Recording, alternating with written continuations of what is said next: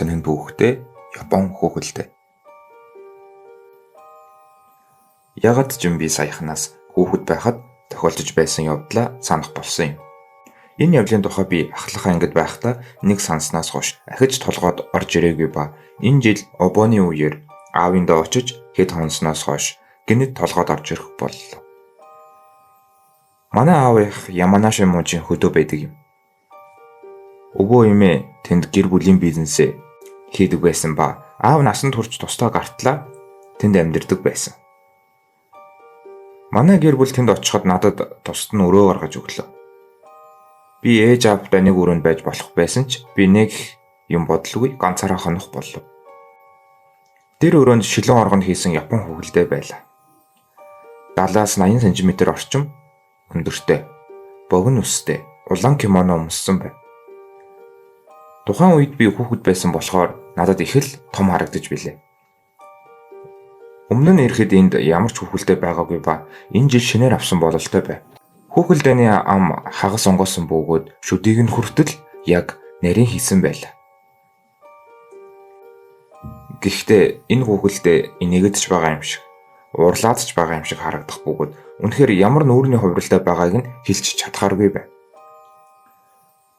Хүүхэлдэй тун эвгүй харагдаж байсан тул би аав ээжтэй хэлэхэд тэд ч бас ямар эвгүй хүүхэлдэй вэ гэж гайхацгааж байсан.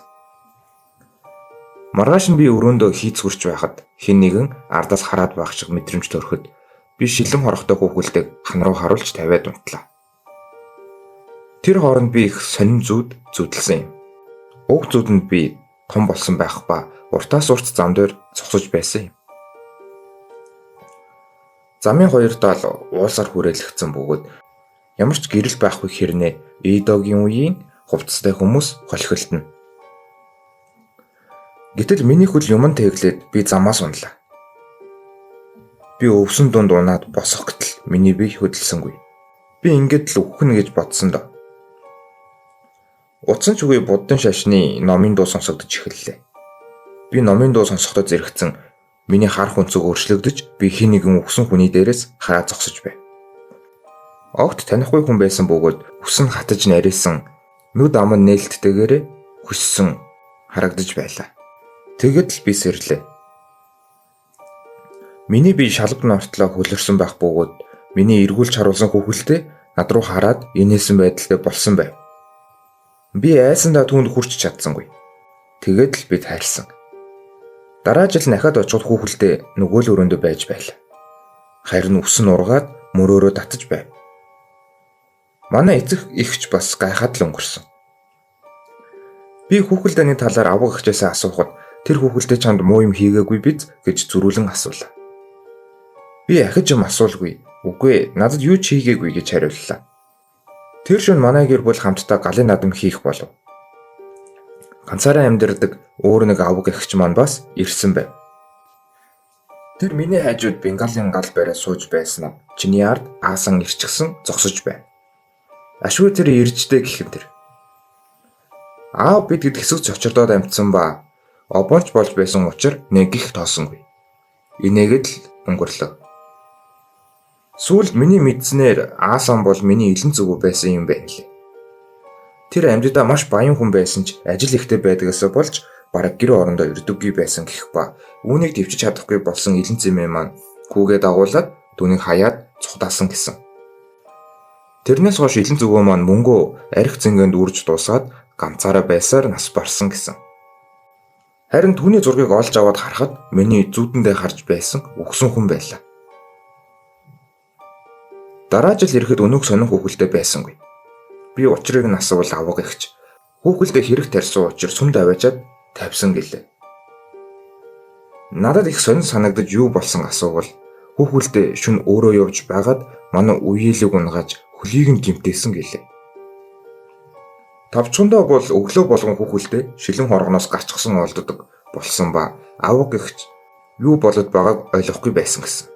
Шилэн хорго цоочтой байсан бөгөөд цоожийг нь цоожлоод л байхад хүүхэлдэй гараад ирчихсэн байдаг байсан. Тэр нэг шөнө манай үеэл гай тарч хүүхэлдэйтэй таарсан байлаа. Тухайн үед манай үеэл ахлах ангин сурагч байсан ба Шөнө дундын үед 0 орохоор босч л дээ. Тэрнийг 0 руу ороход бүдэх хөлний чимээ гэмээр зүйл сонсогдсон ба нэг тоолгүй усаа татаад 0-оос гарахад ямар нэг зүйл өмднөөс нь татаад унгаачихсан гэсэн.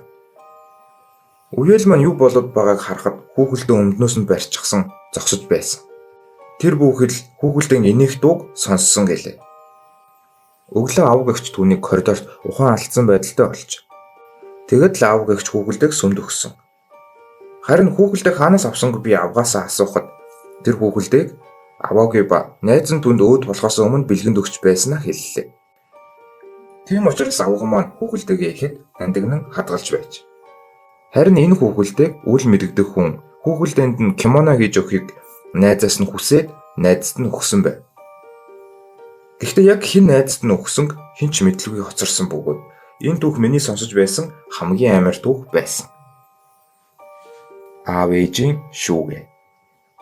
Манай эцэг их гадуур гарахаар болж би гэртээ ахтайгаа уулзсан юм. Бидэнд хийх юм олдохгүй өдөж байсан болохоор нуугдаж тоглохоор болж би эхлээд чон болохоор боллоо. Дүү нуугдсны дараа би түүнийг хайхаар аав ээжийн өрөөрөө орно. Тэнд маш том шүүгээ байх ба хүүхэд ороод нуугдчихаар том шургуулгатай. Би ч шургуулга бүрийг онгойлгож үзэх зур. Шургуулган дотроос нэг гар гарч ирээд миний бугуунаас бариад авав. Би яаж ч гараа татаж дийлэхгүй байлаа. Тэр гар хувцсан дундаас гарч ирсэн тул хиний гарыг нь харж чадахгүй байсан. Бас тэр юу ч хэлэхгүй байсан болохоор би байдал нэг л эвгүүдж эхэлснийг мэдгэхэд зэрэгцэн дүү маань миний ард гараад ирлээ. Аха, та яасан бэ? Би шууд л гараа байдаг чадлаараа татаж аваад гэрээсээ гар. Аав ээж ирэхэд нь болсон зүйлийг хэлсэн ч тэднийх тоогоогүй. Би айсандаа гэртээ орж чадахгүй байсан. Тэр яг юун гар байсан бэ? Хулгайч аль эсвэл нуугдаж тоглох хүүхдийн дуу. Миний амьдардаг байранд хүүхдүүд шөнийн цагаар нуугдаж тоглодог юм. Би хэд хэдэн удаа тэдний нуугдаж тоглохыг сонсож байлаа. 9, 10 чи бэлэн үү? Би билэн гэдэл. Би усанд орохын өмнө заавал 0 ордог зуршилтай. Энэ зуршлаараа би 0-д байхад хүүхдийн тоо тоолох дуу бүдэгхэн сонсогдож эхэллээ. Би 0-оос гарч ирээд хүүхдүүдээр тоглоод авъя гэж бодоод худлаа тооллоо. Тэдний дуу цонхны доор сонсогдож байсан тул би тоолоод чи бэлэн үү гэж асуулаа. Хэн ч хариулсангүй. Тэгсэн гинэд миний хажуунаас 10 жилийн охин гэмээр хоолой. Би билэн гэж шивнэлээ. Би цочин эргэн тойрноо харахад хэн ч байсангүй. Цонхороо эргэн тойрноо харсан ч хүн байгаа шинж байхгүй байсан. Тэгвэл тэр хоолой хэнийх байсан бэ?